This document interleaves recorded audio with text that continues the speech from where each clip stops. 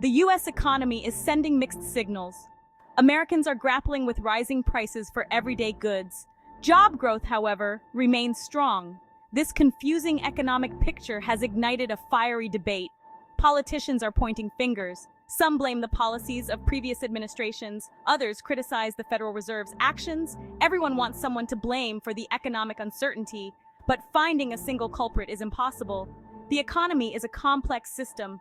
It's influenced by a multitude of factors. These factors include government spending, global events, and consumer behavior. Understanding the current state of the U.S. economy requires a deeper dive into these complexities. We must move beyond partisan blame games to grasp the bigger picture. To understand the economy, we need to look at the data. Some key indicators paint a picture of growth. The unemployment rate is hovering near record lows. This suggests a healthy job market where businesses are hiring. However, other indicators flash warning signs. Inflation, while easing recently, remains stubbornly high. This means Americans are paying more for essential goods and services. Gross domestic product, or GDP, a measure of the economy's overall output, has been fluctuating. It has experienced periods of both growth and contraction. This volatility reflects the uncertainty of the current economic climate. The U.S. economy is sending mixed signals. It's a confusing time for businesses, investors, and everyday Americans. The COVID-19 pandemic delivered a significant blow to the global economy. The U.S. was not immune to its effects. Lockdowns and business closures led to supply chain disruptions, factories shut down, and transportation networks faced delays. This caused shortages of goods and materials. The result? Prices soared. Even as the pandemic's grip loosens, its impact on supply chains lingers. The war in Ukraine further exacerbated these issues, particularly in energy and food markets. The pandemic's economic shockwaves continue to contribute to inflation. This leaves many Americans struggling to afford basic necessities. In response to the pandemic's economic fallout, the U.S. government injected trillions of dollars into the economy. The Trump administration passed a massive stimulus package in 2020. This was followed by another round of stimulus spending under the Biden administration in 2021. These packages aim to provide relief to businesses and individuals struggling during the pandemic. However, the scale of this government spending has sparked debate. Some economists argue that the stimulus packages were necessary to prevent a deeper recession. Others contend that the influx of money contributed to rising inflation. The debate over the size and impact of the stimulus packages continues. It often falls along partisan lines, reflecting the complexities of economic policy decisions. Section 5: A global stage war in Europe and its ripple effects. The conflict between Ukraine and Russia has not only devastated the region but has also sent ripples across the globe. The U.S. economy does not exist in a vacuum. It is deeply intertwined with global markets and events. Global events have a significant impact on local economies, influencing everything from stock prices to consumer goods. The war in Ukraine, which began in February 2022, has been a major catalyst for economic instability. It sent shockwaves through the global economy, affecting markets and financial systems worldwide. Russia is a major exporter of oil and natural gas, and its role in the global energy market is significant. Sanctions imposed on Russia following its invasion of Ukraine disrupted energy markets, causing prices to spike and creating uncertainty. The war also disrupted agricultural production in Ukraine, a major grain exporter, leading to concerns over food security. This, coupled with rising energy costs, fueled global food inflation, making everyday essentials more expensive for people around the world. The conflict in Ukraine underscores the interconnectedness of the global economy, showing how a regional conflict can have far-reaching consequences. It highlights how events far from U.S. shores can have a direct impact on American consumers, affecting everything from gas prices to grocery bills. The situation also emphasizes the importance of international diplomacy and cooperation in addressing global challenges.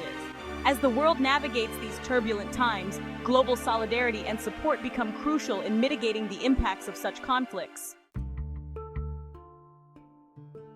Section 6: The Fed's Balancing Act, Taming Inflation Without Crushing Growth. The Federal Reserve, often called the Fed, plays a crucial role in managing the U.S. economy.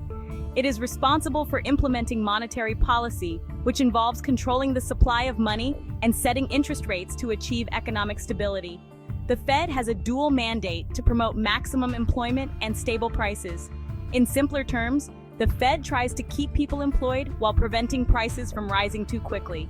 This is a delicate balance, as actions to control inflation can sometimes impact employment levels. One of the Fed's primary tools for influencing the economy is setting interest rates.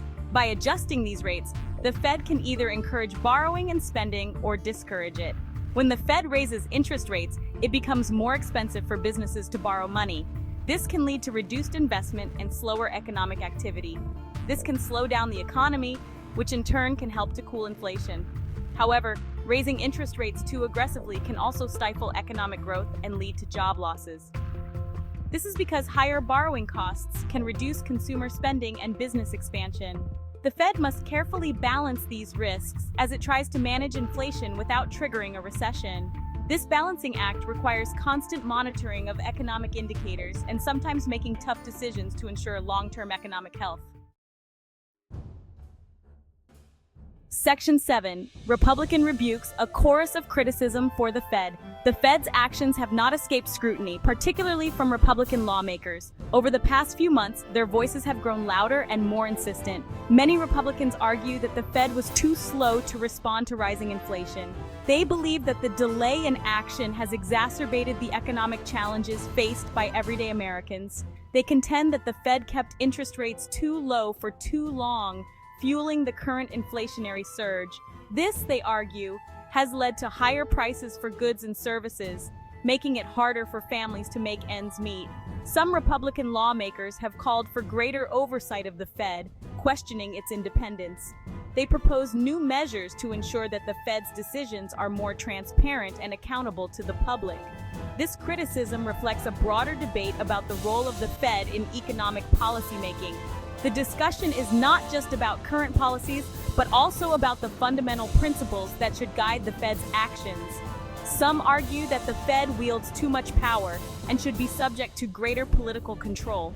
They believe that elected officials should have more say in the Fed's decisions to ensure they align with the public's needs. Others maintain that the Fed's independence is crucial for making objective decisions based on economic data rather than political considerations. They warn that political interference could undermine the Fed's ability to manage the economy effectively. This ongoing debate highlights the complex balance between independence and accountability in economic governance.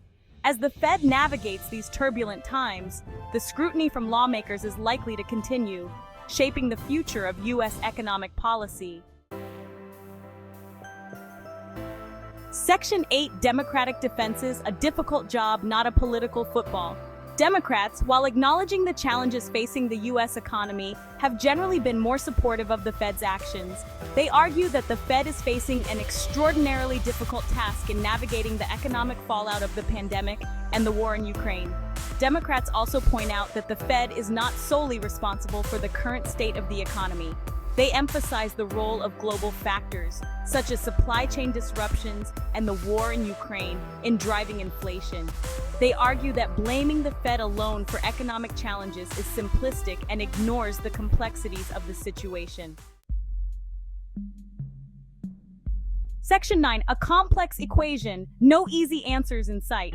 The truth is, there are no easy answers when it comes to managing the U.S. economy. It's a complex system influenced by a multitude of factors, both domestic and global.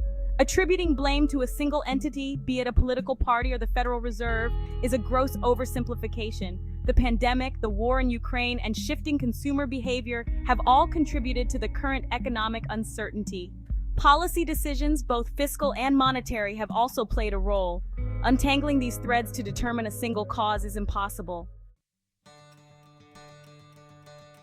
Section 10. Shared responsibility, navigating the economic labyrinth together. Rather than engaging in a blame game, a more productive approach is to recognize the shared responsibility for navigating the current economic landscape. Policymakers, both in the White House and Congress, must work together to address the challenges facing the U.S. economy. This includes addressing long-term structural issues, such as income inequality and climate change, that contribute to economic vulnerability. It also means engaging in thoughtful, evidence-based policymaking that prioritizes the well-being of all Americans. Section 11. The bottom line. It's like steering a supertanker, not a speedboat. Managing the U.S. economy is often compared to steering a large ship. It takes time to change course, and the effects of any action are not immediately felt. There are no quick fixes or easy answers. It requires a steady hand, a long-term perspective, and a willingness to adapt to changing circumstances. Blaming the captain for every wave the ship encounters is not only unfair, but also counterproductive. The focus should be on navigating the ship through challenging waters, working together to reach a destination of economic stability and prosperity.